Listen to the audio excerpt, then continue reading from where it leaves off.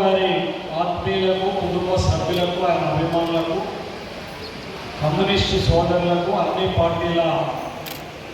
పెద్దలందరికీ, వేదిక మీద ఉన్న పెద్దలందరికీ కూడా నా హృదయపూర్వక నమస్కారాలు తెలియజేస్తూ, మరి కామ్రేడ్ పెద్దిరెడ్డి రంగారావు గారు ఒక ధన్యజీవి, ఒక గొప్ప వ్యక్తి. మరి 1960 రోజులలో విజయవాడ నుంచి తన కుటుంబాన్ని తీసుకొని సూర్యాపేట పట్టణానికి వచ్చి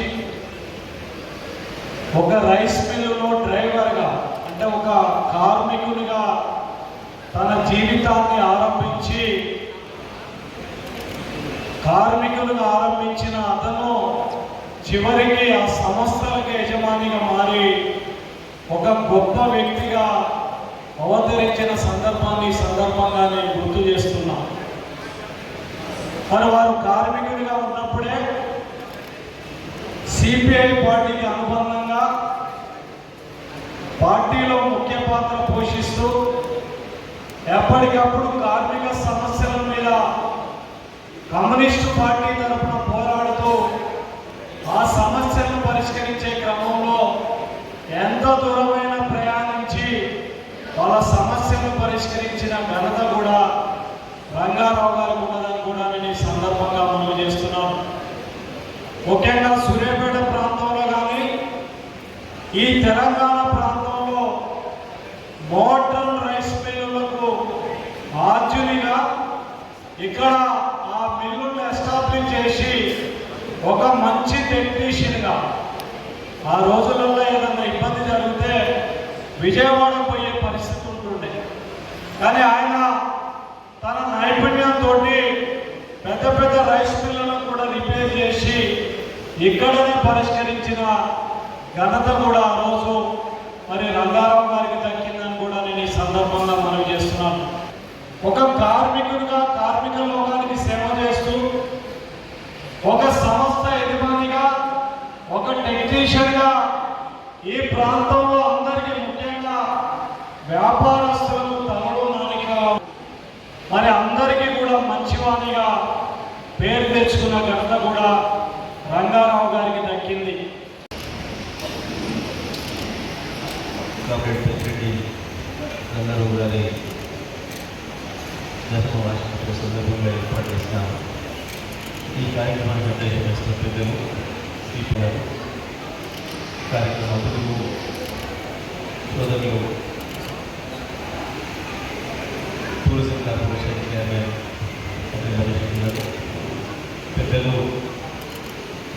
శాసనమండలి మాజీ యాదవ్ గారు, అందరూ చెప్పినట్టుగా రంగారావు గారు ఒక కార్మికుడిగా జీవితాన్ని ప్రారంభించి ఒక సక్సెస్ఫుల్ పరిశ్రమగా, ఒక అద్భుతంగా ఒకవైపు కుటుంబాన్ని, ఒకవైపు కార్మిక రంగాన్ని, కార్మిక ఉద్యమాన్ని రెండింటినీ సమర్థంగా నడిపించడంలో ఒక మంచి విజయాన్ని అందించిన కార్యశీలిగా మనందరూ కూడా తెలుసు. కుటుంబ గౌరవాన్ని పెంచుతూనే కార్మికోద్యమంలో కూడా ఎక్కడ కూడా చిన్న గ్యాప్ లేకుండా ఎట్లా ఆయన విజయాన్ని సాధించగలిగాడు అనే విషయాన్ని గణేష్ గారు చెప్పారు.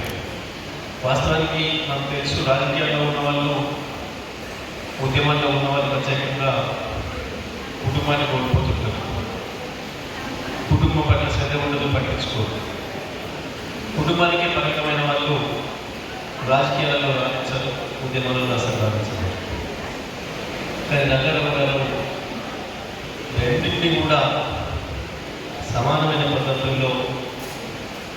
అభివృద్ధి చేసుకుంటూ తన యొక్క దీక్షా దక్షతతో ఏ రకంగా ఒక మంచి తండ్రిగా, కుటుంబానికి ఒక మంచి ఉద్యమ నాయకుడిగా కార్యక్రమానికి సేవలు అందించడం అది మనందరికీ స్ఫూర్తిదాయకంగా ఉండాలని, కుటుంబాలను, మంచి కుటుంబాన్ని నిర్మించుకోవాలనుకున్న వాళ్ళకి ఒక ఆదర్శవంతంగా ఉండాలన్న పద్ధతులు తన జీవితం మనందరికీ కూడా ఉపయోగపడాలని జీవిత కుటుంబ సభ్యులుగా వారికి ధన్యవాదాలు చెప్పే పద్ధతుల్లో మేము పనిచేయాలని వాళ్ళు కార్మిక నాయకుడిగా మా స్ఫూర్తిని మేము కొనసాగించాలని చెప్పి సిపిఐ పార్టీగా ఏఐటీసీగా వాళ్ళు ఇద్దరు కూడా అదే స్థాయిలో గుర్తుపెట్టుకొని కలిసి ఇటువంటి కార్యక్రమం నిర్వహించడం చాలా సంతోషం. తప్పకుండా రంగారావు గారి జీవితం ఇతరులకు ఆదర్శంగా ఉండే పద్ధతుల్లో దానికి 10 మందికి తెలియజేసే పద్ధతుల్లో ఉండాలని చెప్పి ఈ కార్యక్రమాన్ని నిర్వహించడం కూడా సంతోషం. చాలా అనుభూతులున్న పడుకున్నందుకు ముఖ్యంగా మన విద్యాసాగర్ రావు గారికి, పటేల్ రమేష్ రెడ్డి గారికి అధ్యక్షునిగా నేను వారికి కృతజ్ఞతలు తెలియజేస్తూ పెద్దిరెడ్డి రాజా